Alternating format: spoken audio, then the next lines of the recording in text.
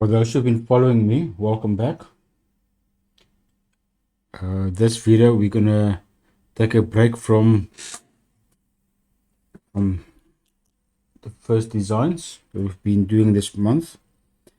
I've got a small problem that I need to sort out, so I'll first get that code sorted out and then I'll share it with you.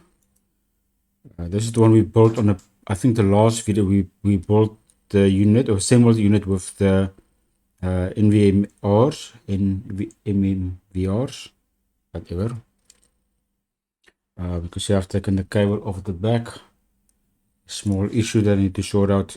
It's a power issue, actually. It's not a construction issue. I'll share that with you once I've got all the information. Right, back on another project that is also urgent, but has been sitting with me for quite some time. Still with the concept of Raspberry Pis.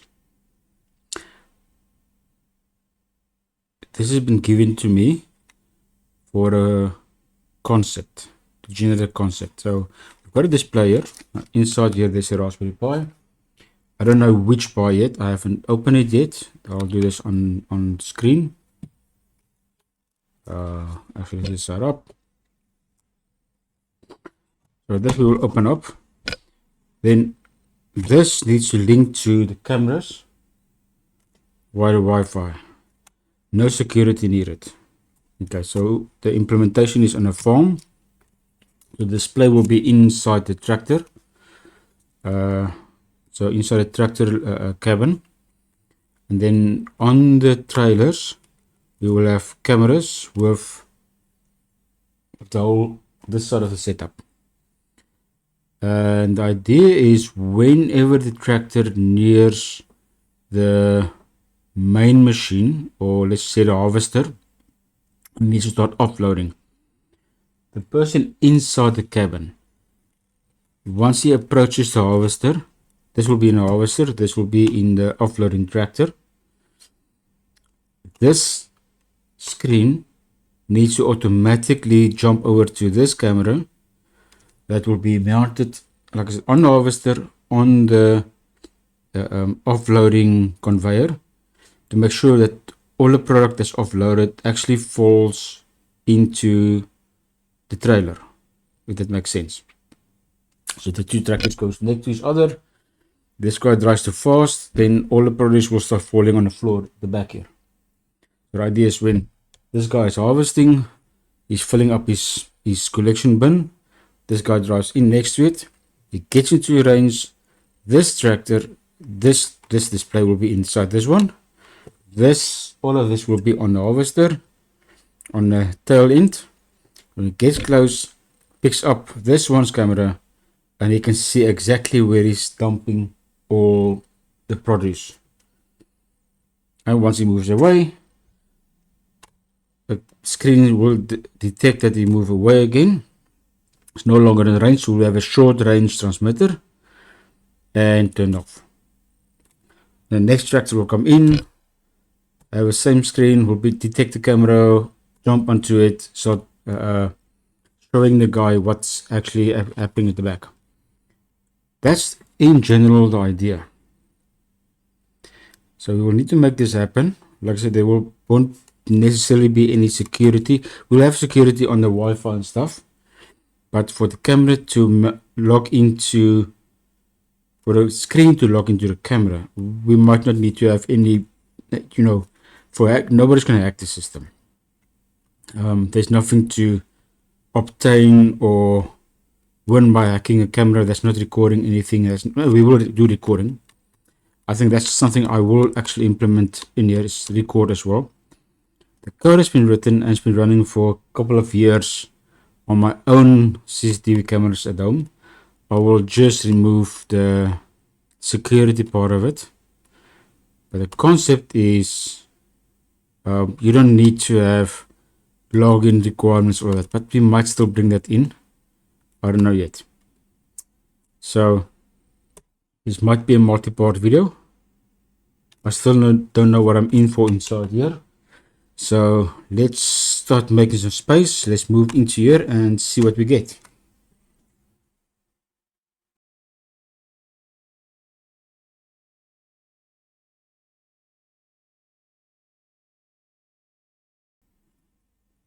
Surprise, surprise, what do you have?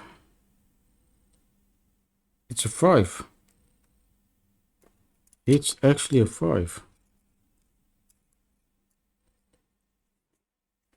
So let's see what we've got. We have 7-inch DSR LCD and it's a capacitive touchscreen.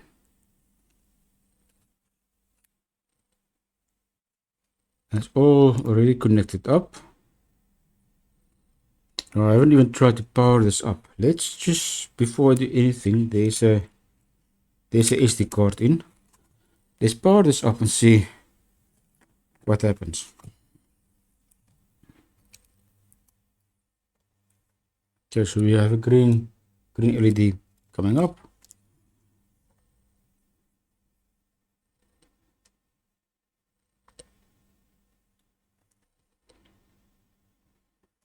Upside down.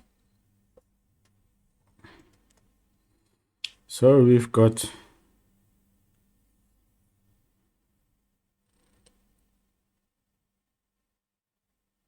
don't see any response.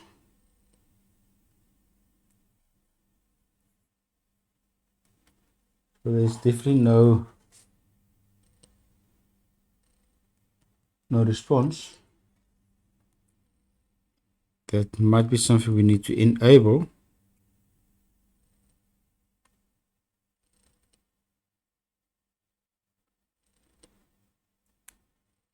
If at all we're gonna use it. That's second question. We might need to use it. Okay. Network has been disconnected. There's still no response.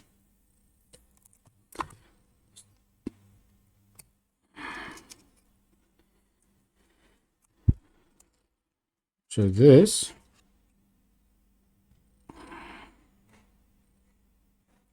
is this I cable. This one cable, this is power coming from this side. I might want to add some heatsinks to this, as well as I would like to understand how the touchpad, it all goes through this one cable.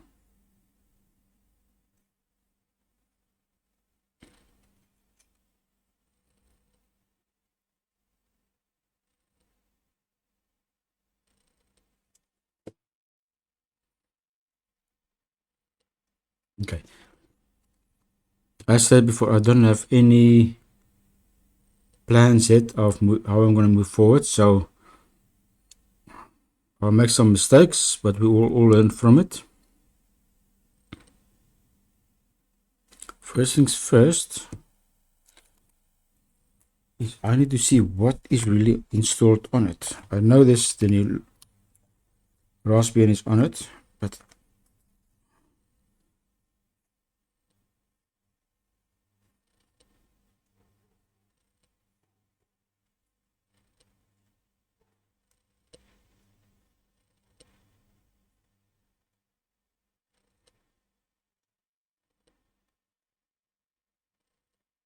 no, I don't have any control. Let you guys hear closer.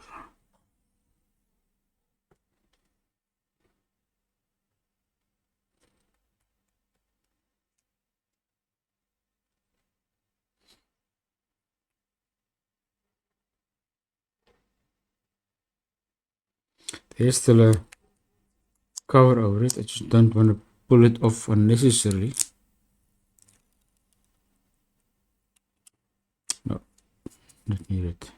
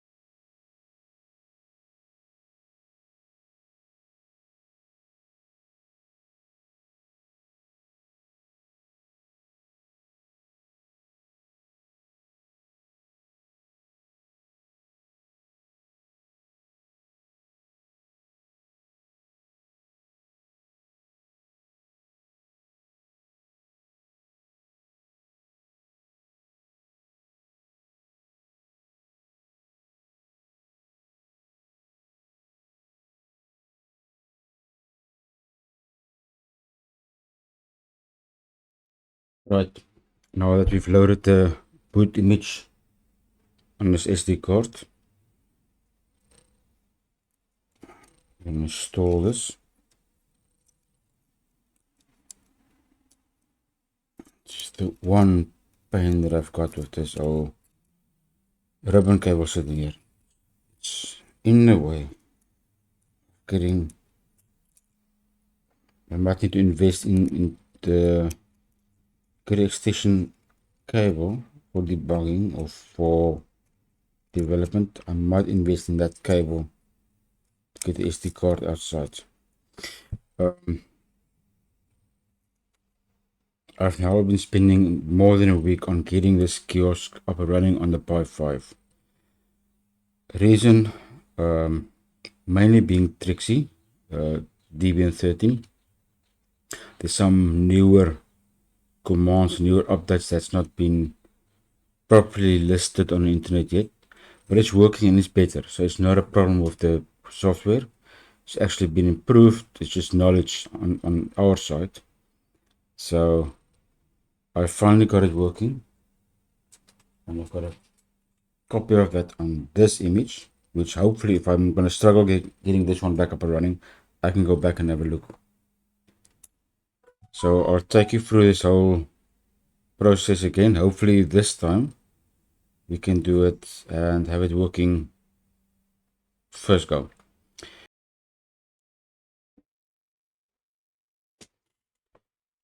One of the things I did pick up is this Raspberry Pi do need a heatsink and fan.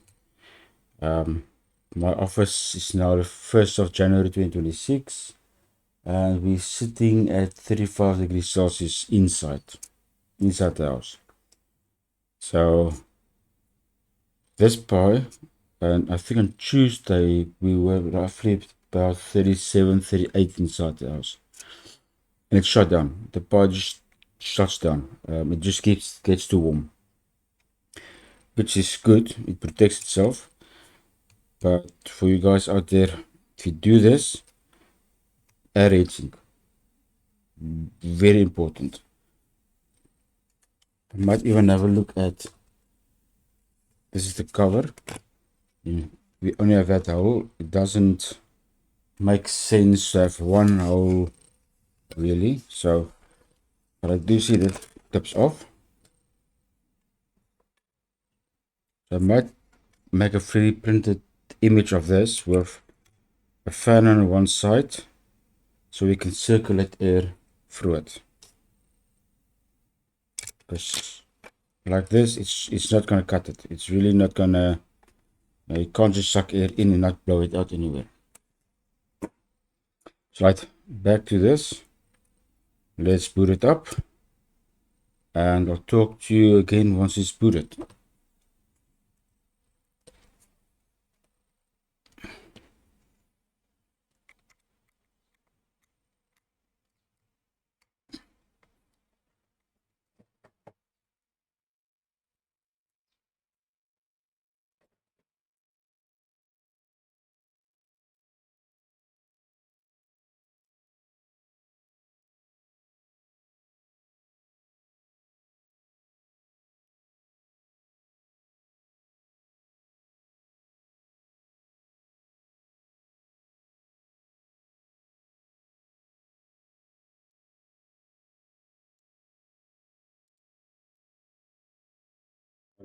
First thing we're going to do is SSH into the file.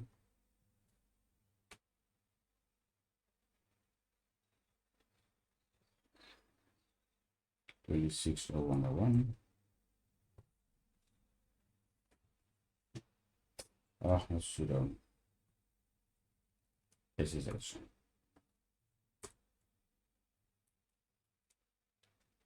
And within first thing, let's update apt update. And while we're busy with it, let's also sudo apt upgrade.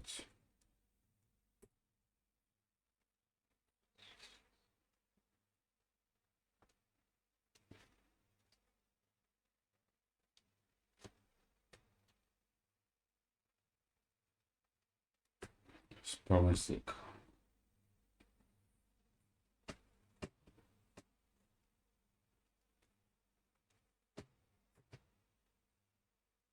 Next, we're going to set the auto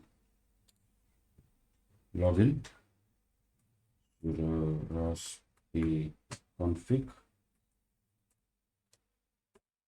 and auto login. Yes, console login. Okay. Finish and sudo root. So now it should auto log into root.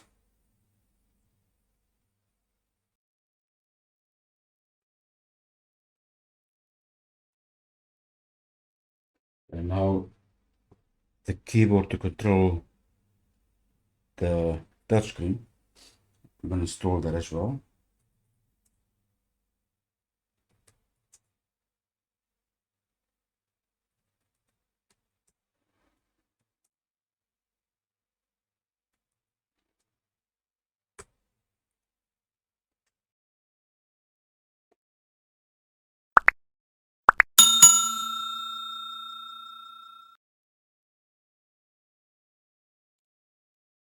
Now, since we don't have any graphics installed yet, we need to install some limited type of graphics.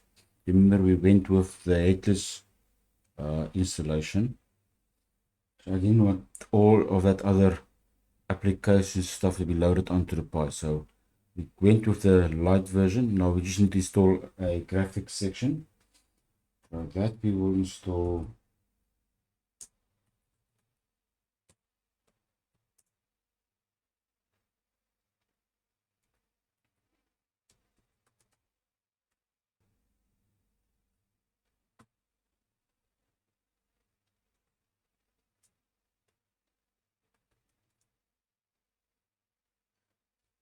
so we want X server.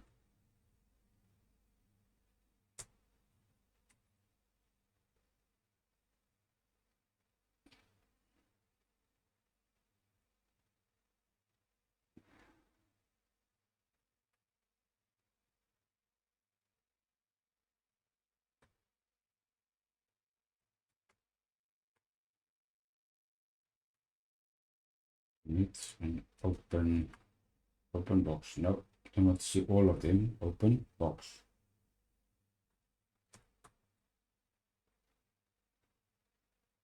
So just have a look here. So what we're going to do is install no recommends. So we don't want any recommendations from this installation. We just want a plain simple installation from xserver-xorg. Should be xorg, not org. We want the x11 session. So let's run with it.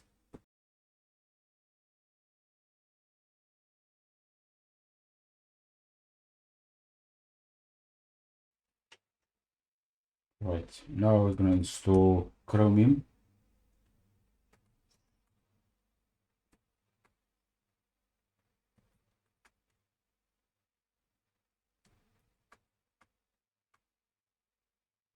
Okay, now install recommend.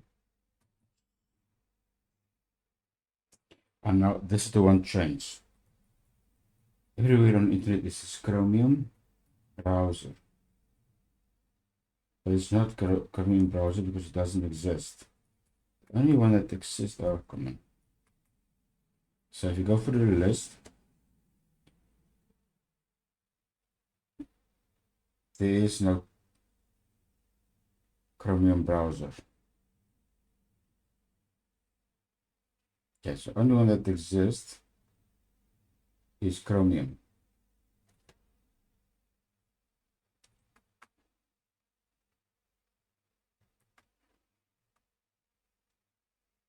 So we're going to install Chromium and use that.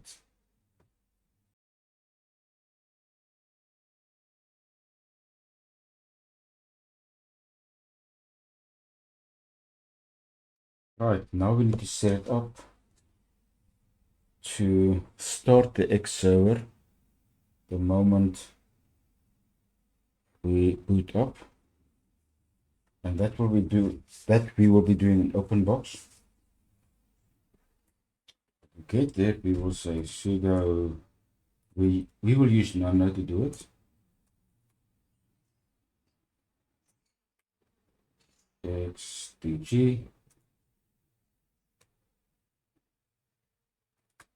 openbox autostart. I mean, there's a lot of stuff inside here. We don't want any of that. We can replace it with, I'm just going to copy and paste it in here now.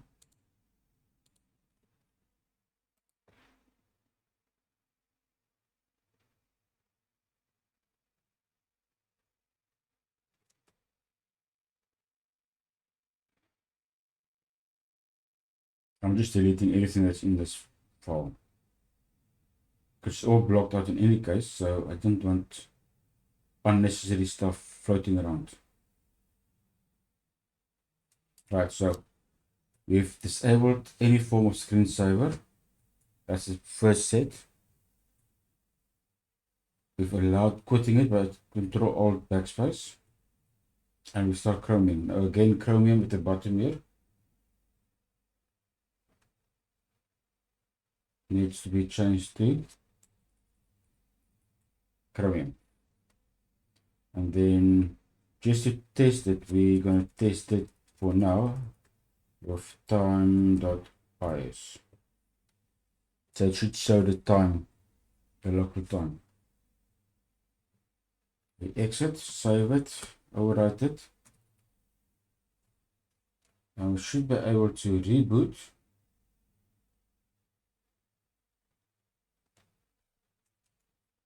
And see if it's going to work.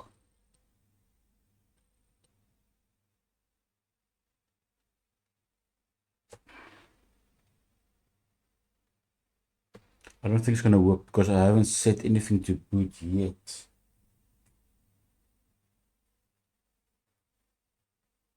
Because we need to write it into the bash profile still. Something I forgot about. So let's do that. So that will be sudo. And we use nano again. And I want to use bash. And I think that we want to do a profile. Let's write it into a profile. Okay, so we're going to go all the way down to the bottom. And I'm going to add in here start kiosk mode. And what we will need to insert there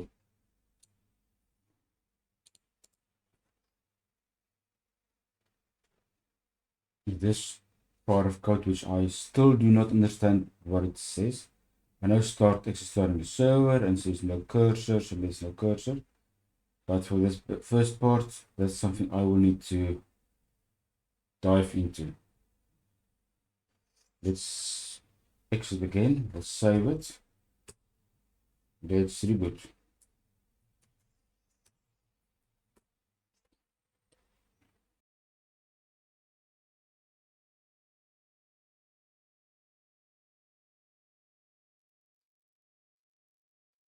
And there you have it. It should be touchscreen, so let's just see. Yes, touchscreen works.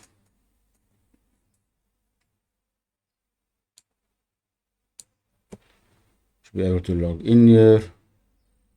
Close that. Don't want to log in. Let's go back to timeless. So all of this is working. Let's close that.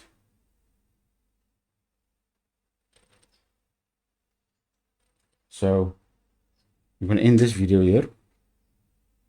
I'll have the commands in the description below. And then on the next video, we're going to write our own Java server. And from there, we're going to move on to linking the cameras up. Or the one camera at the moment for this project. And then I think we'll do a third video, maybe a fourth video, of writing a full on login system. We can log in, you can select which camera you want. We'll see when we get there. But for now, this is the end of this video. Guys, if you want to follow this series as well, including my larger build with this guy.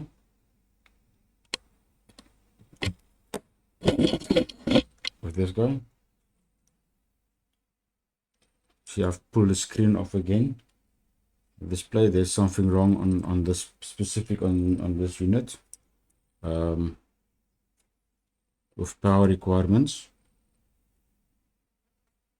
Then click on the link on the subscribe button below, and you can follow me. This video, the next update on this video will come out shortly.